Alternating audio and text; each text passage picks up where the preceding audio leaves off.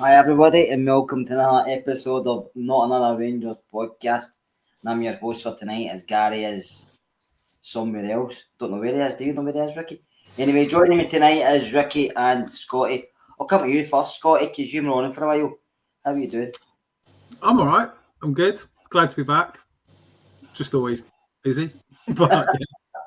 What about yourself, Ricky? You're back home now? Yeah, mate, I'm back home had an unbelievable, amazing weekend, and once again, Rangers. I'm trying not to let them ruin my weekends anymore, mate. But they definitely find a way to put a dampener on your weekends. That's for sure, man. Another pathetic weekend from the players, mate. But I'm sure we'll get into that. To be honest with you, Ricky, Scotty, I've become immune to it. I think this season's made me. I don't expect anything for this Rangers team anymore. So we're into the game on Saturday. We were going to win, we were going to get beat, I didn't know. And then we went down. When Motherwell scored, it was like, I've seen this before, and it wasn't. I didn't have any emotion, I've been angry. It's just Rangers at the moment. Kerr, I remember on Friday at the end when we were previewing the game, though, I watched back the podcast, a little bit of it today from Friday. And I remember you saying at the end that and you were right what you said, if these players can't take care of Motherwell at Ibrox, then we're in a worse nick than we actually assumed that we are, and that was just as bad as ever. Right, we're finding new depth. So what can you say, mate? You can't say much, Scott. I mean, what did you think of the starting lineup? I mean, I said they'd probably go with roughly the same we finished with the other night, and they kind of did. I mean, I don't know how to describe it, but you're kind of scraping the bottom of the barrel to put a team together at this point, and it's just. It's nothing to do with the names, but you just know who's turning up. You just know you're kind of walking into it going, I know what kind of performance that we're going to get out of these players on a day like today. It's like the season has just fallen off a cliff over the last couple of weeks. And I know the league has been done for a while, but you still expect a level of performance, and then we got nothing. And it's not like we could turn to the bench and go, right, okay, well, there's hungry players wanting to come in and make an impression, because those that are hungry and would want to make an impression still don't get the opportunity. And we're at a stage where we've got nothing to lose. Well, we thought we didn't have anything to lose, but apparently losing more dignity was actually possible. So we've done that. So well done, boys. And interesting couple of weeks ahead. And interesting, it's 3 games that we could play well in. It's 3 games we could get absolutely stuffed. I think we can safely assume that it's going to be the latter rather than the former. Sadly. But we can always be pleasantly surprised, but I'm not really holding that much hope. And then, yeah, I mean, going back to the original question, the lineup, yeah, pretty much as expected. It feels like we are picking from the same 15 players and expecting a different result. No, we are. And Ricky, I mean, Barry was quite angry after it. I know we'll touch on the game briefly, because the game for me was a non-event. I didn't think we played well whatsoever, but he said that he didn't want to throw young players into this. Can you see why he's saying that? Because you must think putting the young players in this situation, these experienced guys are only going to help them through these games, and it could turn toxic to the young guys. Whereas, but also on another flip side, you think, why not give the young guys a game? Because the guys who he's trusting week in, week out are very inconsistent. To be honest with you, I think some of them have already checked out to say, they know come May, June, whatever, they're away. No, it could be the case, mate, but like, you've got to give Ferguson a little bit of slack, right? Up until the weekend, but he sat in the press conference and he said the players need to earn the jersey. He said that if players are not performing, they will not be in his team. And I agree with what Scotty said, that you look at the bench and there's not much there. I'm not saying that, except for the young guys, there's nobody on that bench that you can have a look at and say, oh, look, these guys deserve a chance, you know. But now he has to make changes. He has to sort out. Like, there's players in that team like Yefte, Haji. I mean, how bad do you need to play to get dropped, you know? And I know that the options have been just as bad in the bench in the past, but now Ferguson's basically came in, played the same formation as Clement, picked the same players as Clement, and then it's like you're in an asylum and you're like you're going with the absolute madness and expecting something the dance and the show to change. It's not going to change. That's what these players are. Like, if the new honestly, Kerr, I swear, mate, see, if the new takeover happens and the new manager comes in and the first thing he says is, I'm going to keep James Tavernier as the captain, and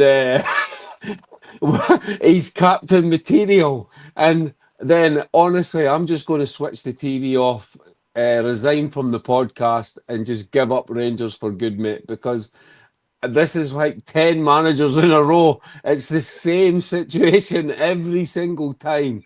And it's the same players and it's the same garbage. And also, please, Rangers players, see this pish at the end of the game walking round the stadium. I know it's past half. F off. Honestly, guys, get off the pitch.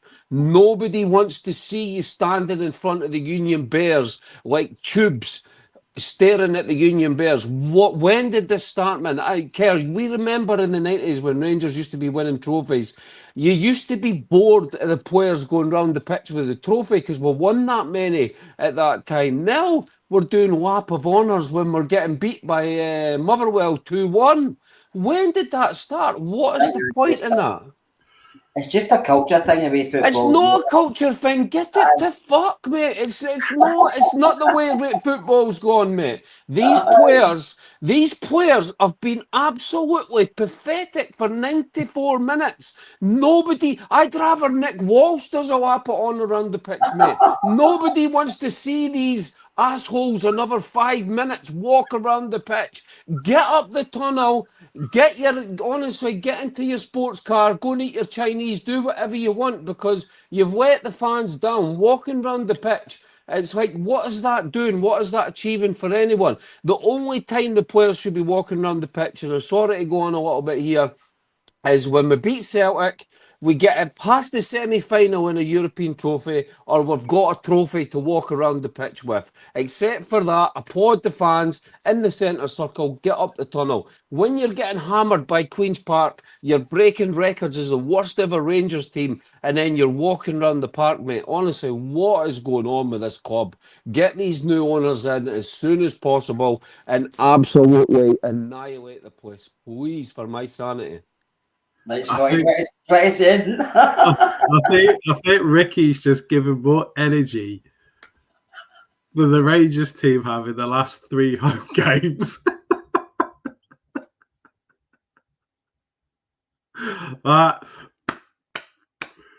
Honestly, that was wonderful. I was going to say something about the point of Tav. Right, if the next manager comes in and he chooses Tav as a captain, honestly, and what went through my head was kind of, thank fuck, he's gonna get too old in the next 5 years. So, like, literally, it's physically impossible for him to be in the club. He'll be like 45, and I'll still have a couple of years left where I can maybe enjoy going to the football or something. Because, well, you just hit the nail on the head, really. I love a bit of a rant and a monologue, but I don't think anyone's going to be able to top that between now and the end of the season. No, Ricky, you're moving up too much today, Ricky. Did you write that down somewhere? Oh, no, just annoying. I missed part of the game because I was at soft play with my kids on Saturday, so that was more fun. And I couldn't believe when it was like Rangers 0, Motherwell 2. I honestly thought Ferguson was going to after the comeback, get a tune out of these tubes. I really did. I did not expect. I was a little bit. I said on Friday, mate, I was a little bit disappointed he didn't make a few more changes. I would have liked to have seen. I didn't think Hadji deserved to start. I didn't think Yefte deserved to start. But I understand he doesn't have much options, and I understand that. Okay, the players that did that for him, they came back to win 4-2. But once again, the players have chucked him under the bus. And it's so disappointing, boys. It really is, because we were excited. You know, we were thinking, okay, the season's been pish, but at least these last 11 games, if we get to see something, and we'll have a little bit, we had a little bit of hope that there was something in these players. But when they keep playing like that, and like, it's so disappointing. It's like they just keep kicking you in the stones over and over and over again. Like, and I cannot wait for a massive clear out. And we need a clear strategy and how to sort this care. I mean, you were at the match, mate. So what did you think about it? That was pish as usual. I don't expect anything from Rangers. I don't expect it. I don't get angry anymore because there's nothing to get angry about. Because I know getting angry now, and you're looking at the players, they're not going to improve. They're conditioned to the way they play. There's not enough physicality in the team. There's not enough pace in the team. That's how Scotland are going to hear about a point. I know we haven't talked about a game yet. Probably will when Ricky's going on. But I mean, would you bring Copper into this conversation about changes for next season, as in sporting director coming in, the director of football, you want to call it? Do you think his place is under? Because obviously he's bringing players in this season, and he's looking at players who are technical footballers, right? And they're quite.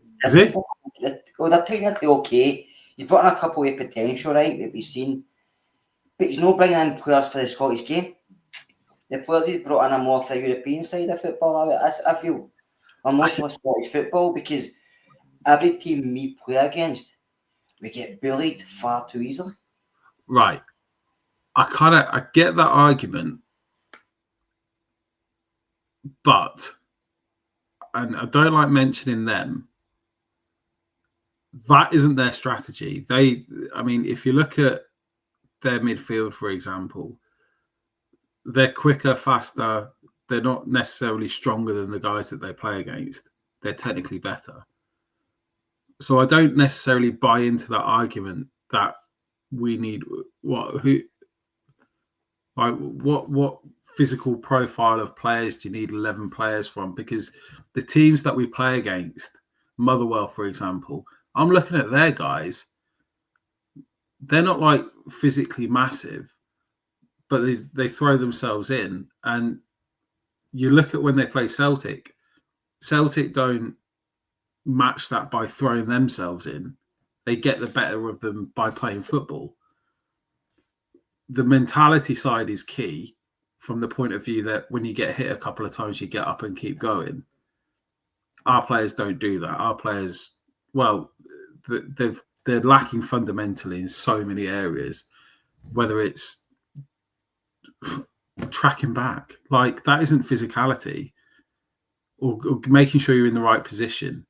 But when tracking back or getting in the right position, you do as fast as possible. And it's all over the park. It's not just in one area. You do that, the physicality element doesn't matter. We're lazy. We're out of shape, out of position. Like, everything that's wrong with a football team, we are. It's horrid.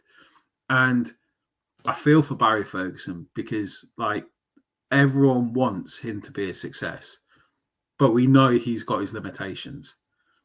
So he's coming in, and the best chance of success is him galvanizing the squad. But the squad aren't interested. So what does he do?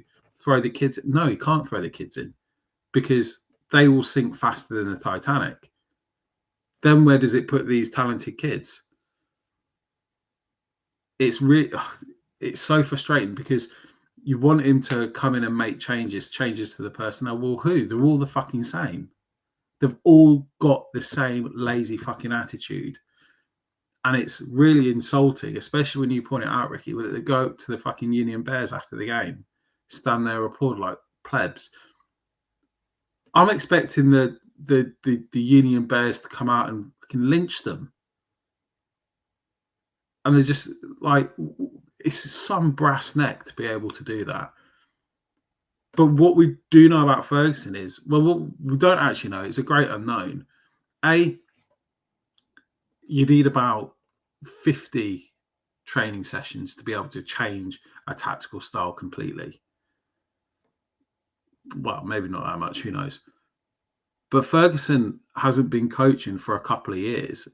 So his remit is actually to come in and galvanise a squad that can't be galvanised. So he's on to a loser.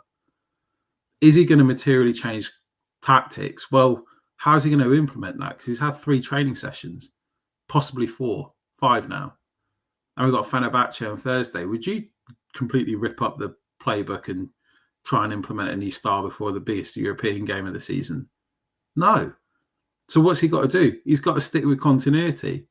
He's got to rock up these players' arse, and hopefully they find some pride somewhere. The whole thing is absolutely shambolic.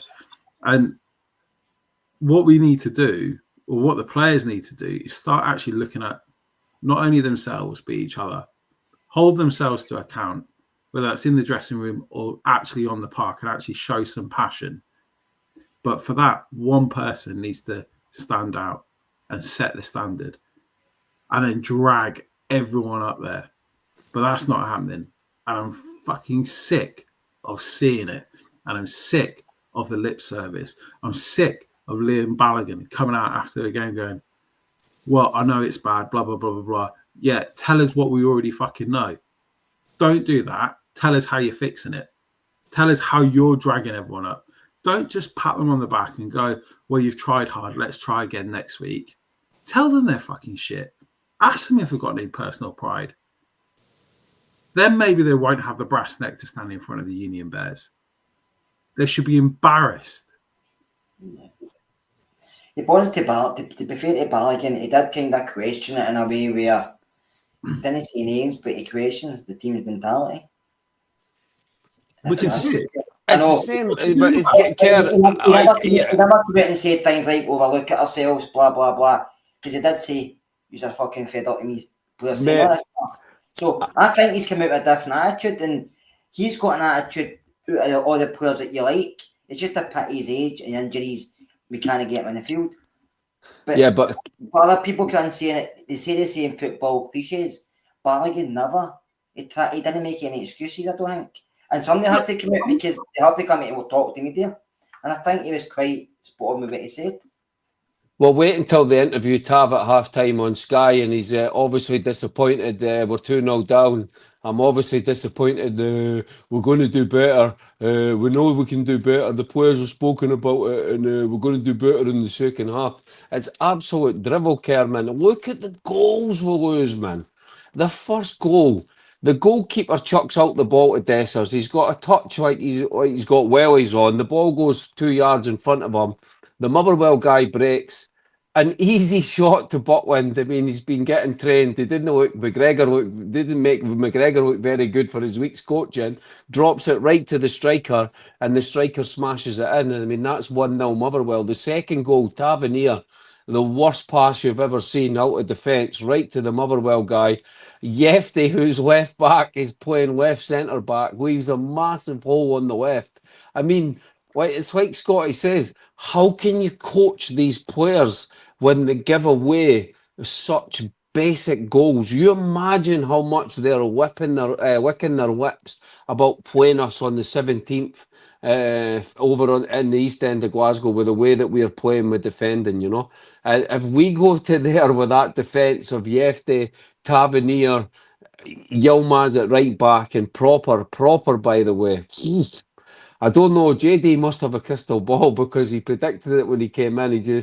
I just have a feeling this defender's going to be no suited for Scottish football, and that's the biggest understatement ever. I mean, some of his for football. I know, mate. It's like, is he even a footballer? Was he even a footballer in Holland? We need to get rid of this line. It's not suited for Scottish football. It's got fuck all to do with Scottish football. No, you're right, but he is so. But you need listen. Scottish football, you know that it's an honest league, and they're going to like St Mirren last week with the 2 bouncers up front. You know that you have to do. It's freezing cold. They're going to places that's absolutely Baltic. You're right. It's not just Scottish football. As a defender, you have to deal with that. But it's like he doesn't like heading the ball. He's scared to head the ball. And that's who we've got as our main defender right now. Okay, we're getting guys back. So now, as I said, I was willing to cut Ferguson some slack. He's been chucked in at the deep end and everything like that. We liked what he's been saying in the press conferences, but now it's time to stop the talk and walk the walk, because he's been saying all this stuff. I'm going to, like, players need to earn the jersey. I'll make changes if players are not playing well. We've not seen any of that yet. I know it's only 2 games. He's not had much training sessions, but I tell you what, mate, he's in a baptism of fire now. He's got 3 absolute massive games coming up, and he doesn't have Jesus. He's going into a gunfight with a nerve gun, a toy knife, and I don't know, a shovel, mate, because it's going to be tough for him. These 3 games are going to be tough, especially over in Turkey with the Graham Souness connection. They'll be wanting to get one over Rangers, that's for sure. So it'll be interesting on Thursday. But knowing this team, they'll probably turn up and win 3-1 in Turkey. And that's the way it's been going this season. But just another thing, Kerr, like, it's very, very bizarre, because our form was actually good at home until we played Queen's Park, and now it's completely flipped. We're getting results away from home, even though we're not playing any better, and at home all of a sudden we can't string 2 passes together, and our away form is turned up at home, and our home form is turned up away. It's this group of players is just bizarre. I think you're reading too much in. I think you're reading too much into that. We played once.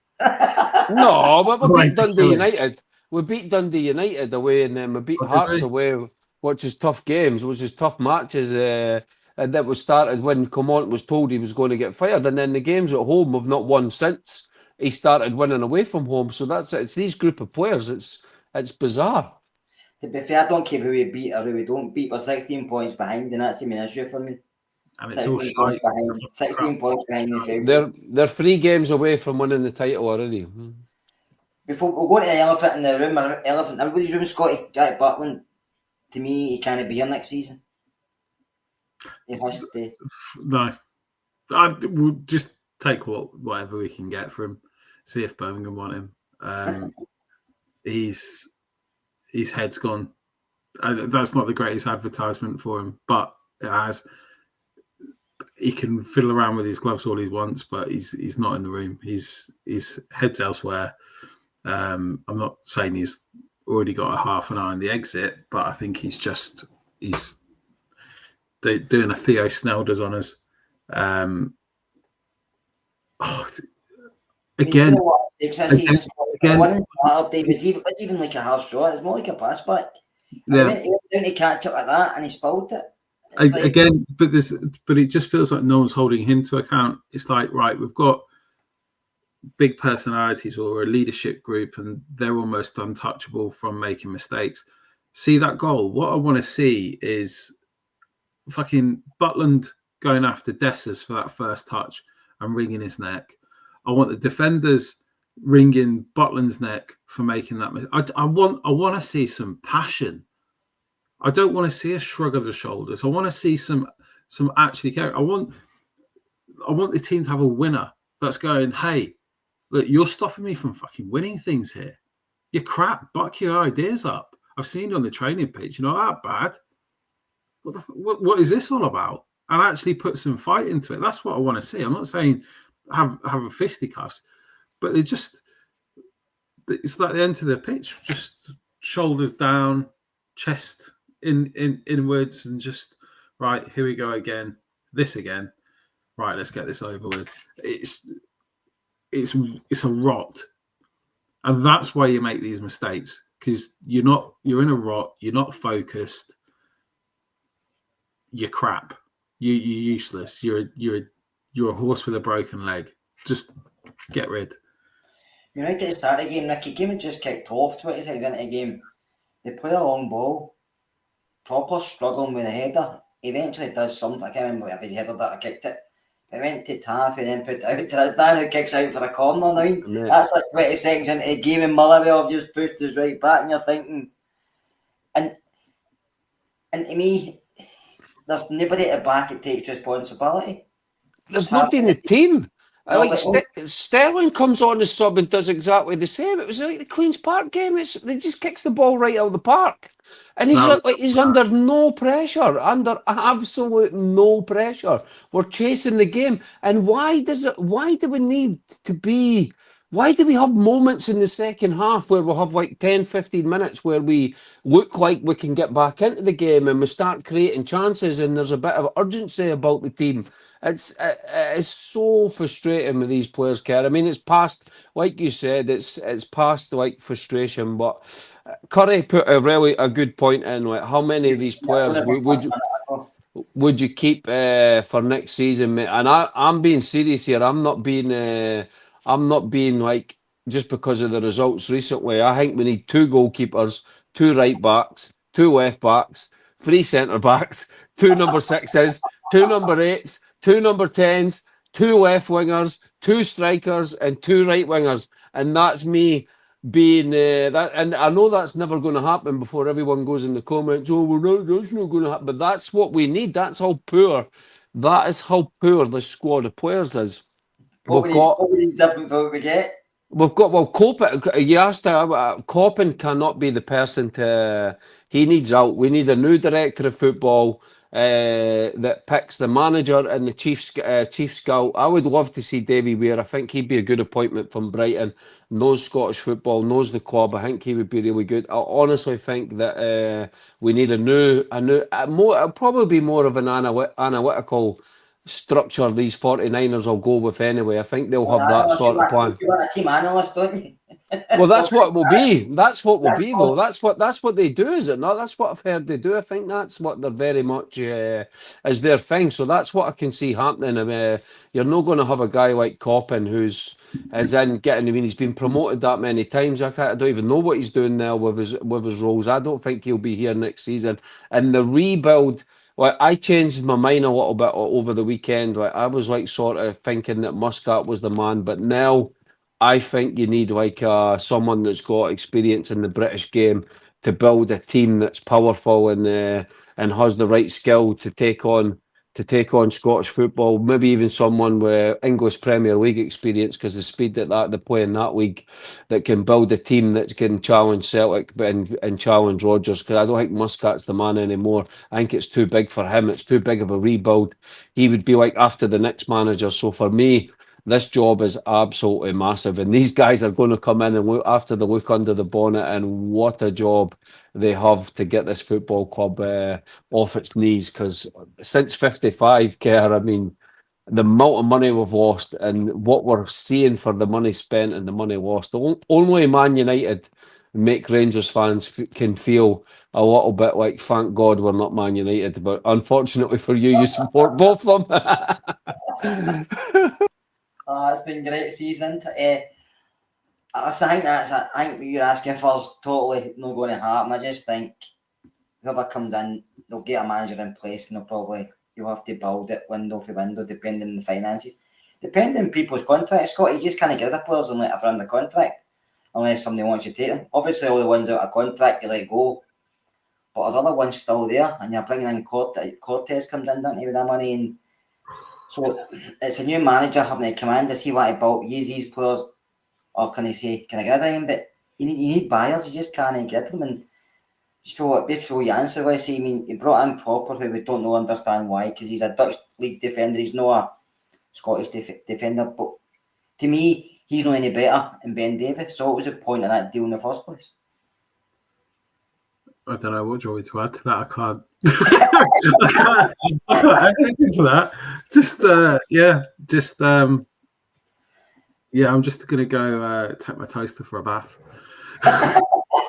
No, but if like Curry asked, who would you keep? You went like that. Now, being seriously, is there any would you keep? Obviously, Rice and Curtis are different, but with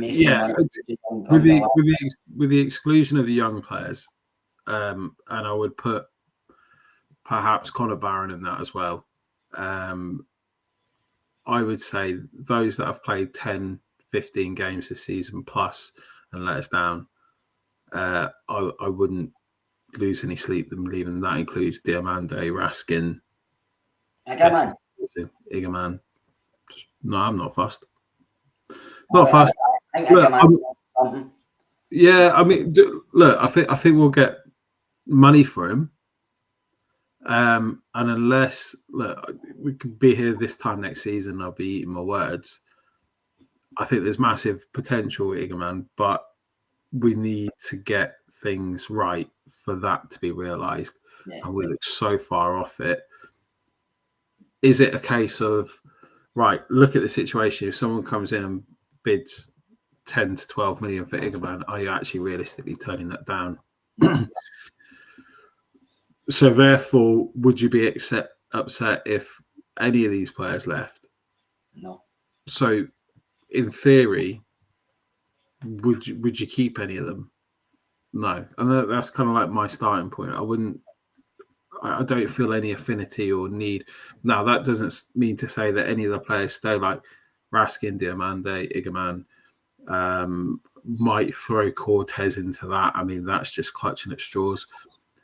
But that's not to say a new regime with a fresh squad of players couldn't get them absolutely firing, because that potentially could happen. And we've seen it happen previously.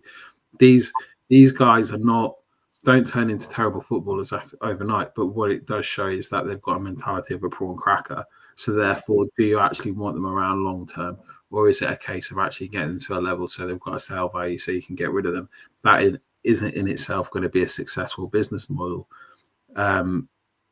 But it's also probably not going to win us titles. So it is a case of getting rid of them as soon as we can and, starting again.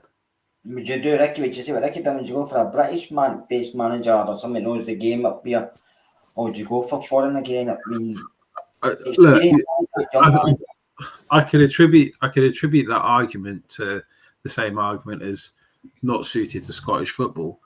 I think that's a complete irrelevance. It's just about getting the right man, the right personality in, because someone's spoken to Philippe Clement and bought his bullshit, and he's turned out to be a complete gaslighting narcissist.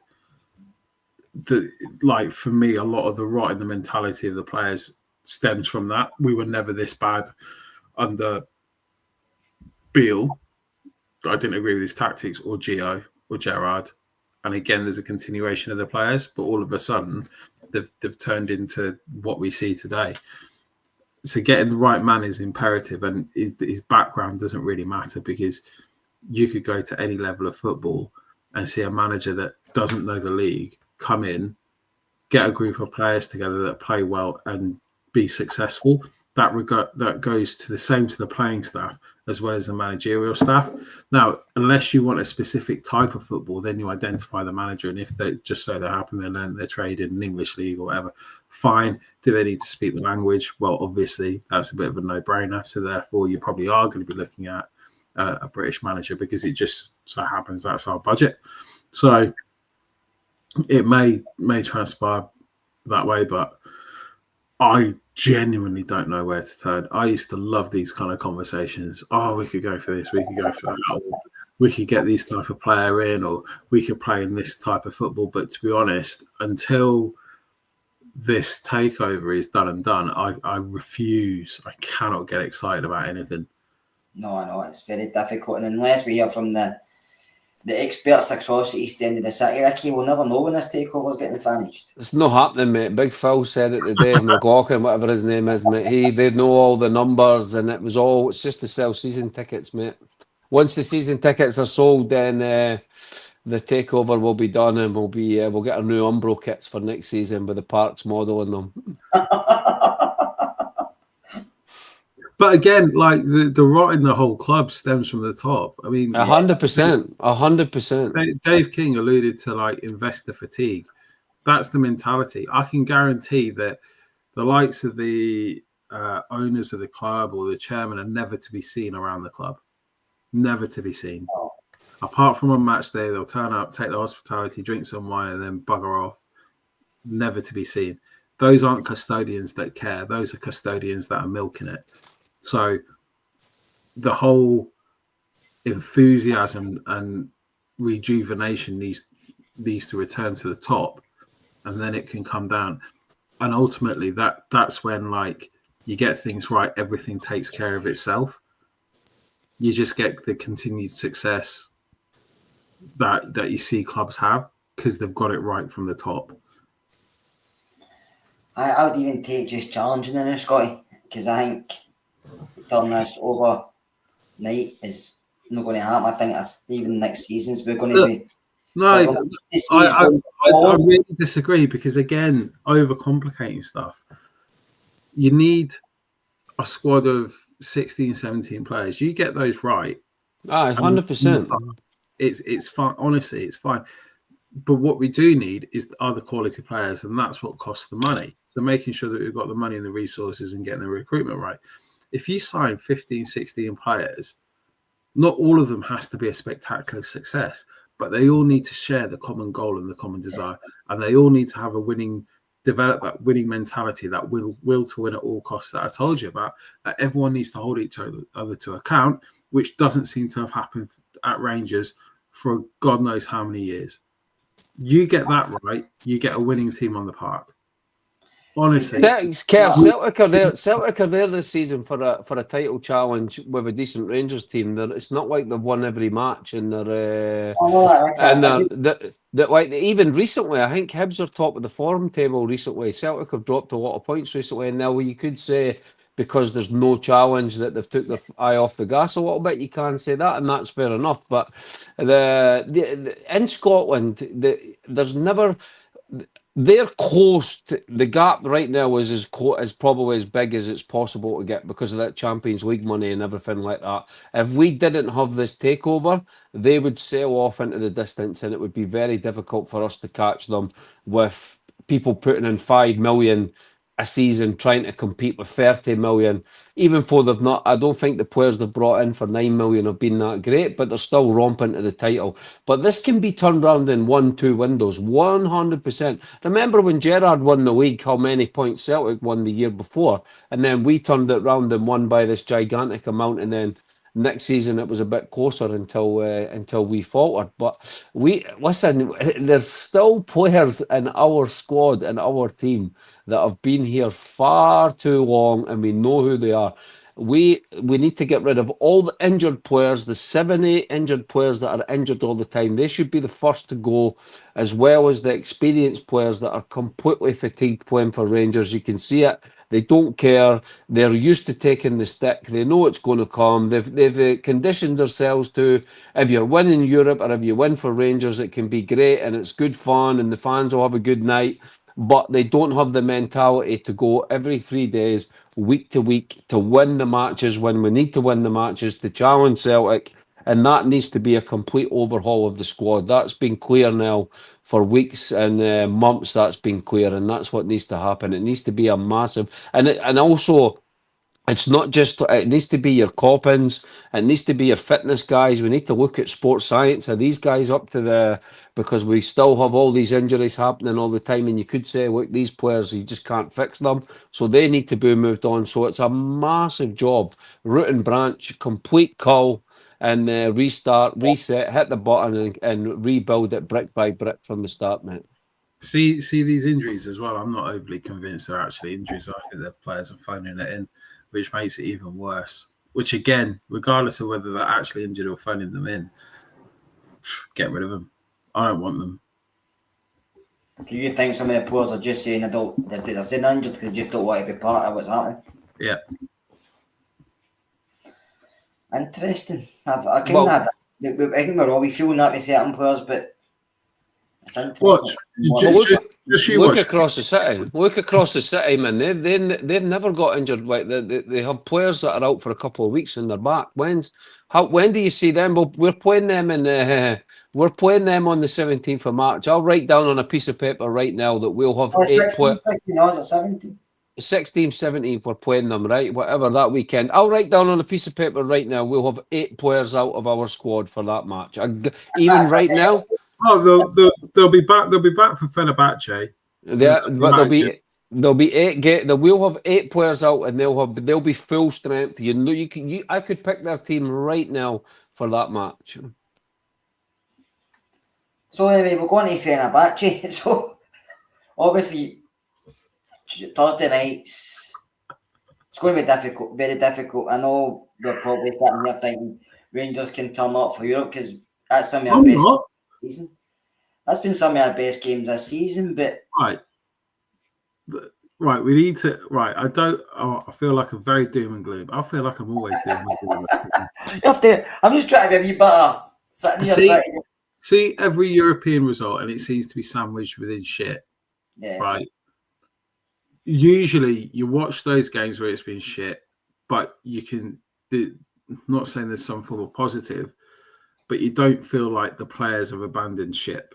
You feel like maybe they're unlucky, dodgy refereeing decision, or things just didn't go our way, yada, yada, yada, right? And then we get a glimmer of hope by a positive result in Europe. Yeah. And let's not go into actually those individual performances in Europe, because, again, I think they flattered to deceive. They did at times, I agree with you. But it never felt that bad. This is the worst. This is the first time I feel like we're sending out a Sunday League team. A disorganised mess that they don't know where they're playing. They're never in the right position. A left back could be somewhere at the striker and he can't be asked to come back. You got players shrugging at the halfway line as they pile forward with 6 men and score again. We just pick the ball out of the net. Right, on we go. I've never felt so abandoned by a group of professional footballers before. I can get that, Scotty. I just think sometimes, obviously, depending, everybody's different. You know, and I'm obviously, we're all fans, and I still have hope at times, even though it does kill me. Even though I'm kind of conditioned to the way we play. I know it's going to be probably more terrible than good at this moment in time. But going into every game, I've got a wee bit of hope, even though I sat at a seat in Ibrox on Saturday and think after the first 10 minutes, I thought, 5-10 minutes, I thought Motherwell's going to win that because they were a better organised team. They were more disciplined. They passed the ball better. They were getting 3, 4, 5, 6 passes. Right.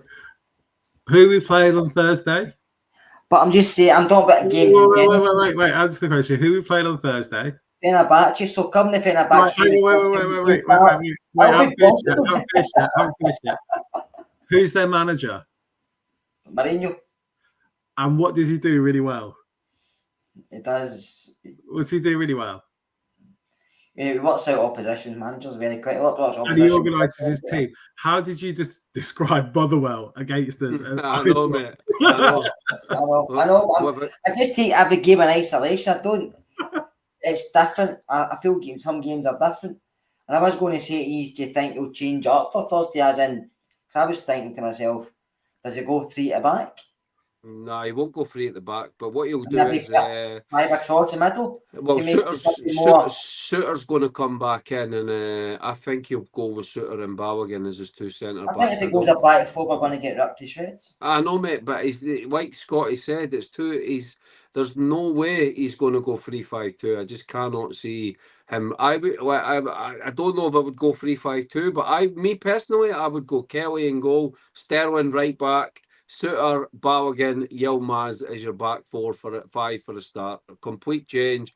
They did really well in Europe before. I don't want to say if I see Yefte again, man, he's doing my head in the Yefte. Like, honestly, his defending. How can we find the only 2 Brazilians, one that can never pick out a player from left back and a striker who kicks the ball and it barely moves on the ground? Our scouting department is incredible, mate. It's going to be a tough match over there, but we do have players coming. We need to get a little bit of physicality back into our team. That's for sure, because it's going to be a tough game across there. But Kerry, I mean, do you honestly think he's going to change to 3-5-2? Probably not, Ricky. But I'm just thinking. I just don't see it. I think both games will get beat very comfortably, but I don't know. I don't think Fenerbahçe are. I don't think Fenerbahçe, they're a decent enough team, but it's no. You're not playing a team that is like bang on form, that's like tearing it up in Europe. They're a very good team. They've got an amazing stadium. They've got an amazing fanatical support. That stadium will be full. Jose Mourinho's a knockout. He'll want to win this. This, if they don't win the league, he'll be classing this as his big chance to win a European trophy. So it is going to be. Didn't you play Butland, or would you go with Kelly?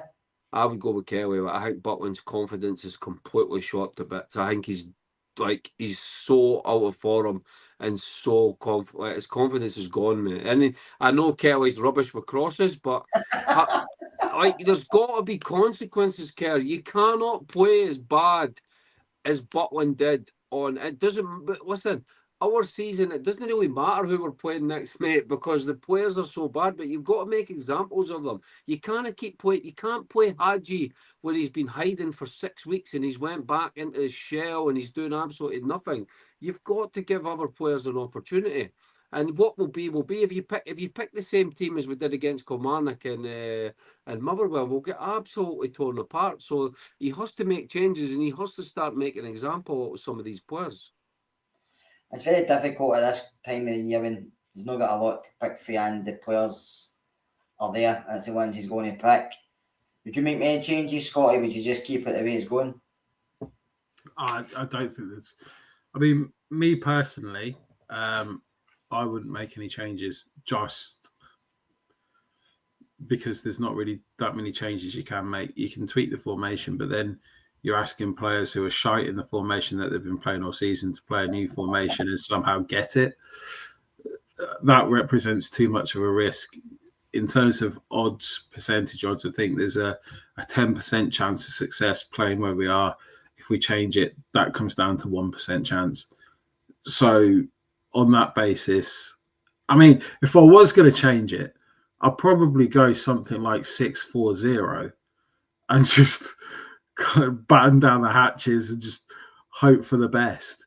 I might go adventurous and go for a 5-4-1 and then see if we can nick a goal at some point. Maybe start, if we win kickoff, then throw them forward, then run straight back. Yeah, I just feel like really doom and gloom. In terms of player personnel, would you bring in the across the middle and just do away with the 10? Yeah. I mean, what I would actually do, and I was like looking at it, and again, this is like really disappointing because I don't necessarily want to slate Ferguson, but Hadji was on the pitch for far too long, and he was on the left, and I've seen Hadji on the left, and it works in certain games. Probably not many games, because we actually need to stretch the pitch or the width, and having Hadji on the left relies on the FD actually getting the full length of the pitch down to the byline. And I don't recall Yefty actually trying to get past Hadji many, so it just completely nullifies that left-hand side and attacking threat. And for Ferguson not to recognise that for God knows how long was really disappointing, together with Cherney being so woefully dreadful and wasteful. But again, he's sharp. Cherney's sharp, or has he suddenly realised if he doesn't perform for us, nothing happens? It's good now, Kerr. It's good that it's happened now. It's good, mate. It's good that it's happened now, rather than us shelling out $6 million for him and then he turns up at the start, because his form has been dire now. I mean, he's still contributing with goals. You've got to give him that, right? He's still getting numbers, but I'm glad that it's happened now. And it makes the decision a lot easier because of his age and stuff like that. Because this is a trap that Rangers fall into all the time. Not so much with lone players, but with older players. We commit too much, give them the 3-year contract, and then as soon as that contract is signed, I mean, listen, Liverpool are away to win the league in England, and they're hesitant to give Salah Van Dijk and players like that, the deal that they want, and they're away to absolutely romp the league in England, and we're sitting here speaking about Czerny. Czerny is so his form has been so poor now, but the whole team has been playing poor. So you've got but his form, our front three is just so toothless. It is incredible. It's got no pace, no power, no patterns. It's got absolutely nothing. And for me, he's been a disappointment in the last couple of weeks. I've been really disappointed in Czerny. There was times where I was wanting us to pay the money for him, but now I'm starting to lean on that shake hands and call it a draw at the end of the season for me, Kerr. I mean, we're talking about getting back to Turkey, obviously that's where Ridvan's from. Would you start Ridvan on Thursday night and leave Jeff out? I would. Yeah. Insofar as a left back position, yeah. If you're going to stick him at right back again, no. No, I agree with you. I think at right back he has moments with the pass forward, but he gets caught out defensively very much. And he also gets caught out. What he's good at is coming in on his left foot and then pinging that ball forward. But what he's bad at is coming in on his left foot and fucking giving the ball away. So it's like percentage plays. You can play 90 minutes with Ridvan at right back and you'll get a couple of good moments, but what you'll get is 90 minutes of worry. So I don't think it's worth the risk. If you're playing Yefty at left back, you're getting absolutely no positive and 90 minutes of a bomb scare. The guy struggled to control the ball on Saturday. So, yeah, that is an absolute... Suter's back. Yes. Centre back. Yes. Yeah. Oh, actually, now we're thinking... I know we start with Tav, but now Balogun and Suter, centre back. Probably too early for him. And then if you have... Diamande's not suspended, is he? I don't think so. No, he's available. I think he's available. Him and Raskin. For the away. Haji and Danilo was added to the squad, weren't they? Yeah. Yes, correct. That's a waste of time as well. I think you'll play. I wouldn't, but I think Haji. I don't know what he's suddenly he can't be dropped. 1 minute he can't get in the squad and he's training with the Ducks, and then the next minute he can't be dropped. It's. I think Haji will play on the left. I think it'll be probably. I don't know. Maybe probably Egerman behind Dessers, and then you'll still see Czerny on the. I would play Egerman up front himself and. I agree. I totally agree. I would do that as well. But Dessers has been the one player that's been scoring goals for him. So will he drop the one player that's actually been contributing since he came in? Yeah, that's what Comont would do. That's what Comont would do. Comont will 100% would go with Egerman number 9. But Ferguson, I don't know. I think maybe he might drop Egerman and like you said, strengthen up the midfield. I wouldn't be surprised if you see that. I'd literally ask Dessers. I'd start with Dessers. Give everything you've got for as long as you can until your legs are about to drop off, and then we'll bring on Egerman, and he can continue and give everything that you've got. And I'd actually just work it like that. I don't see much sense in having them both on the park at the same time. That being said, if they do start, well, so be it, and they'll both probably score. And now I've said that, so.